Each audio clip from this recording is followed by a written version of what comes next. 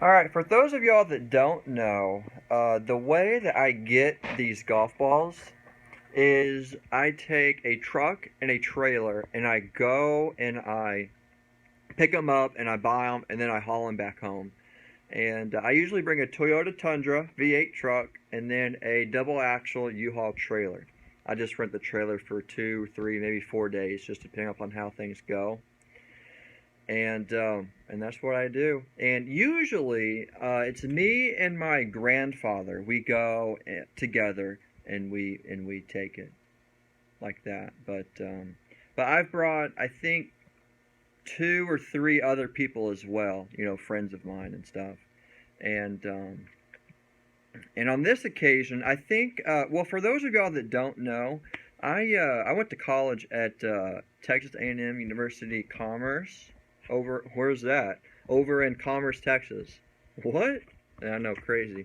And so I ran cross country and track there, and naturally, I'm friends with some of the men and women on the teams there, and so I forgot when it was, but I think it was spring break or winter break, or it was one of the breaks. Maybe not winter break, but I asked someone to go with me, and of course they want to go, right? Of course she says yes.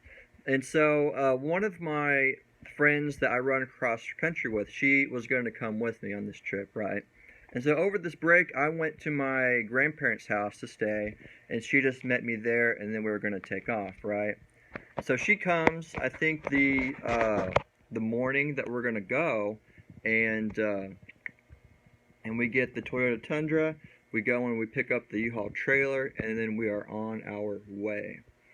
And for those of y'all that don't know, I buy golf balls in the northeastern part of the United States. So like Pennsylvania, New Jersey, New York, places like that. And there's a couple of different reasons for that, and I'm not going to really talk about that. That's maybe another video or an in-person conversation. That's like secrets.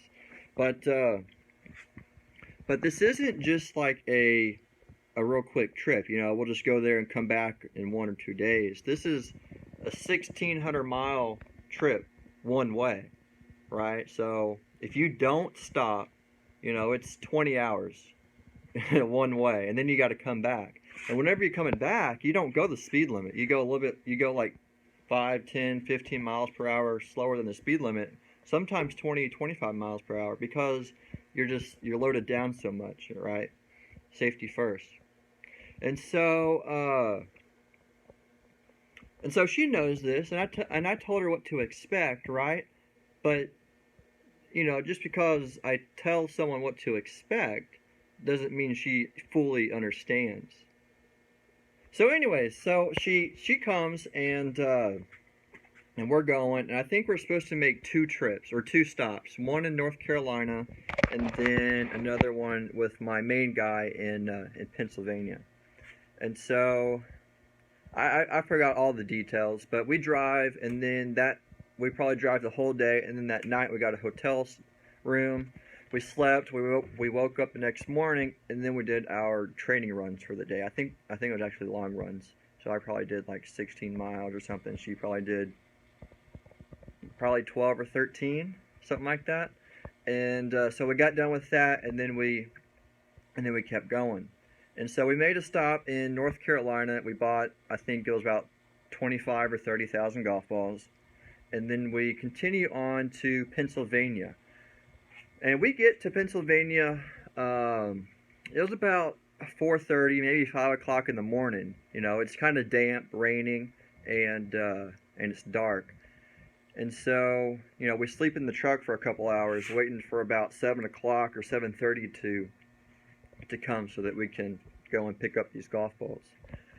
And so I set my alarm. We woke up at like 7 o'clock. It's starting to become a little bit light outside, and we're going to go and we're going to pick up these golf balls.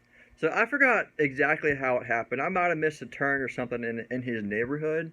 And so since we have a trailer, it's always easiest, instead of making a U-turn and trying to like back up a trailer, which I'm confident in. It's not like I don't want to do it, but it's always easier to make the block.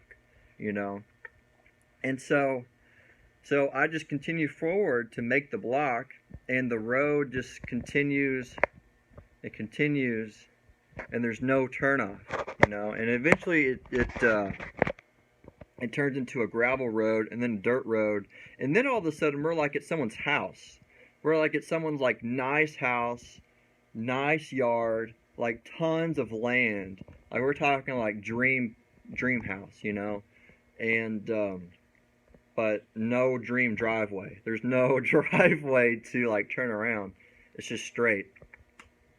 And it's also on like a not a steep, but a semi-steep hill, and there's grass on either side, right? And so we had two options. You know, I'm driving, and we had two options. We could either back up the trailer the whole way back, which is a while, or we could attempt to make a U-turn. And so what do? I attempt to make a U-turn, of course. And that was the wrong choice. And so I back up a trailer, I swing it out, and then I put it in drive to pull forward, right? The tires spin. And I try to back it up. We're stuck. We are as stuck as one could be in their yard. And so it's about 7 o'clock in the morning. They have some like dogs, not in their house, but off to the side, fenced up. And they're not going crazy, but they're barking a little bit. And I don't know what to do. You know, I talk with her for a little bit, and I mean, there's either two options. You can either have someone like tow you out, or you can attempt to get yourself unstuck. You know, I can go and readjust some barrels, take some barrels out, because we had about 3,000 pounds of golf balls in the back in the trailer, you know, in the barrels, and I could like reposition them or take them out and then try to get going that way. But, you know, that's a lot of work, you know. You don't just do that real quick. And so I wasn't about to go knock on this person's house, you know, their door, 7 o'clock in the morning, because we are stuck in their yard, truck, trailer, making ruts, you know. I mean, it's we're in a pickle, guys. And so what I end up doing is I get out of the truck and I start repositioning some barrels, taking some barrels out, and it's, you know, it takes time, you know. You don't just do this real quick. And so I take some of the barrels out, I reposition some, you know, over the tire, probably more on the tongue, so that the back tires of the Toyota could get more traction, you know. And so I do that for a little bit, and then I go and try it again, and it moves a little bit, but not much. And so I go back in the trailer and take some more golf balls out, and so I have 2, 3, 4, 5 barrels, you know, in this person's yard of golf balls. And, you know, for those of y'all that watched my video, they are blue 55-gallon drums. And y'all know that I have golf balls in them, but everyone else has no idea what they are, you know? I mean, they look like bombs, you know? Just something illegal, you know? I mean, so I wasn't ever scared for my life. But, you know, we were definitely in a unique situation. And so I go and I try to drive the truck, and it eventually gets unstuck. And I go and I get on the dirt road that we were on, park, and then I manage to get the barrels back onto the U-Haul trailer. And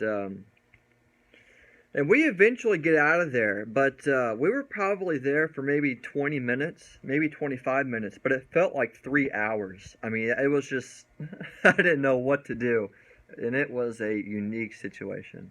And I'm sure she remembers that moment and that trip to this day. I sure do. And that is probably that's probably the most interesting thing that's happened on a trip that I've gone on.